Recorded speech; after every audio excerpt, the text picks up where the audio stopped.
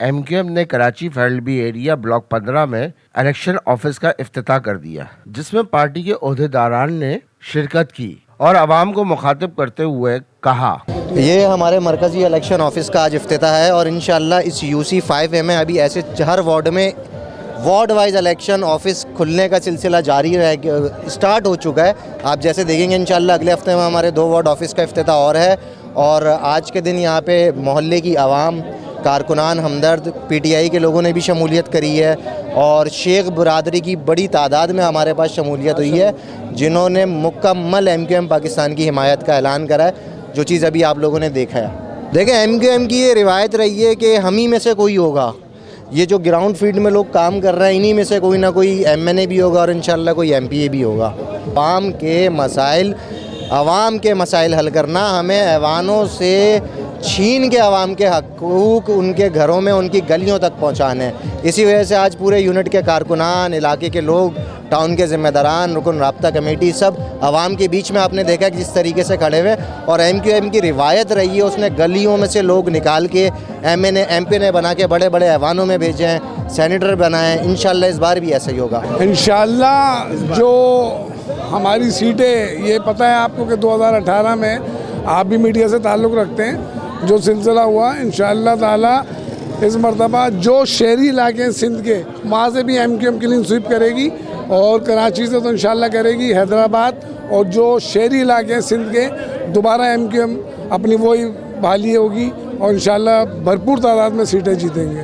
नहीं, MQM Pakistan boycott नहीं करेगी और बिल्कुल लड़ेंगे इलेक्शन और अपनी आवाम को वो जो 2005 में और 2010 तक का पीरियड मुस्तफ़ा कमाल भाई का था, आपने देखा होगा कि भरपूर काम हुआ। मैं ख़ुद UC नाज़िम था 2005 में, तो एक विजन था और मुस्तफ़ा कमाल भाई दिन रात मेहनत करके इस शहर को बनाया था। वो मीडिया की आंखों ने भी देखा, इस शहर के लोगों ने भी देखा।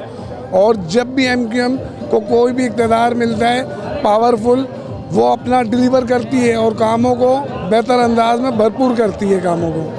जी बिल्कुल फ़ायदा होगा और सब एक प्लेटफार्म पे हैं। और आज की जो MQM है वो एक उसको आप कह लें जानदार MQM है, जो सब एक प्लेटफार्म में, कोई बात नहीं, भाइयों में हो जाते हैं। और आज सब एक जगह मौजूद हैं और एक ही एजेंडा है। इंशाअल्लाह कराची, हैदराबाद और सिंध के शहरी इलाके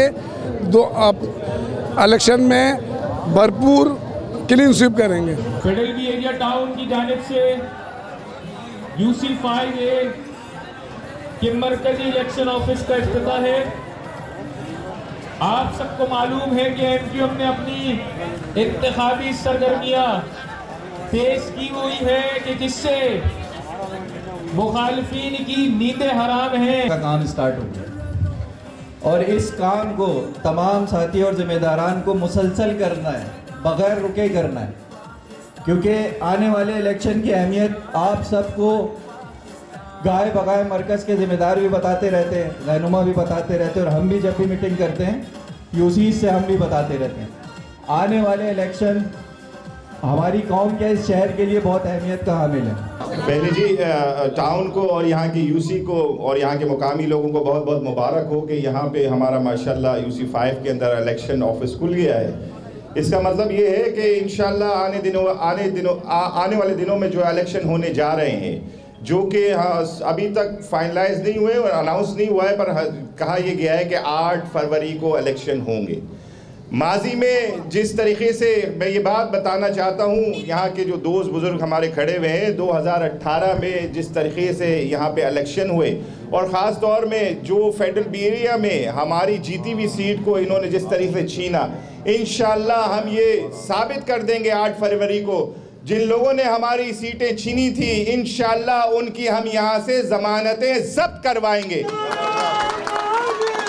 मैं उन बेअक्लों को ये बात बताना चाहता हूँ कि तुम लोगों ने जिस तरीके से भी कराची से 14 सीटें MNA की ली, पर अफसोस ये होता है कि आज तक तुम्हारा जो लीडर इमरान खान है, वो आज तक कराची शहर के अंदर एक रात नहीं गुजारी, कराची के लिए तरक्की का एक बूंद नहीं दिया। इस कराची शहर को, इस कराची शहर को माफिया के हवाले कर दिया गया।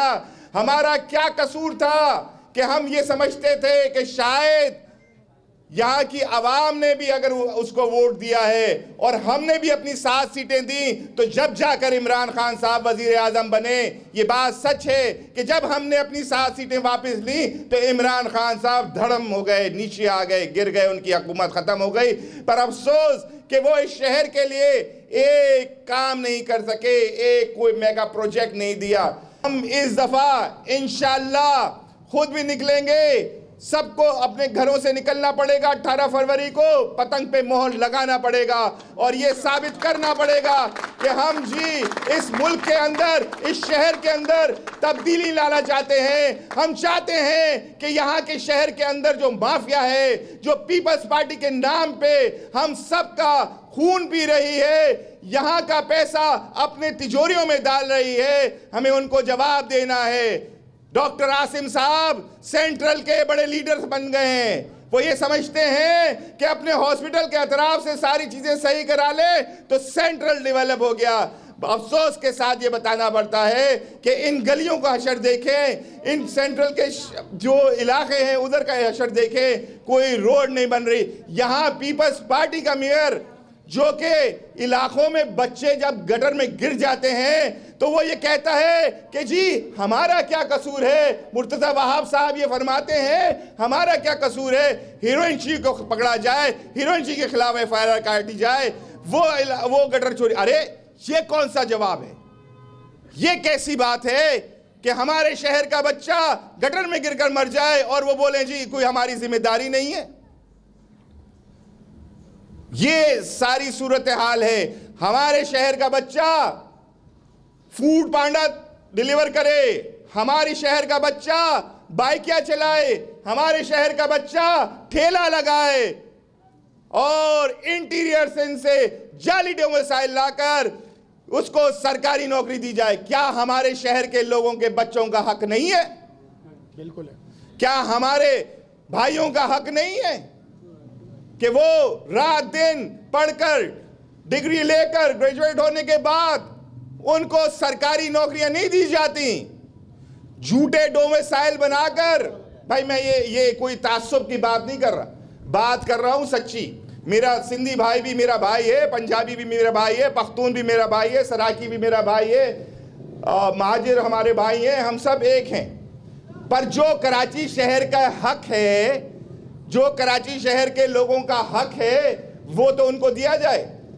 बड़े अफसोस के साथ बताना पड़ता है कि आपके शहर से कोई सिंसियर नहीं है, आपके शहर को कोई डेवलप नहीं करना चाहता, आपके शहर का नौजवान का मुस्तकबिल कोई तब्दील नहीं करना चाहता, आपके शहर के बच्चे को कोई सरकारी नौकरी नहीं देना चाहता।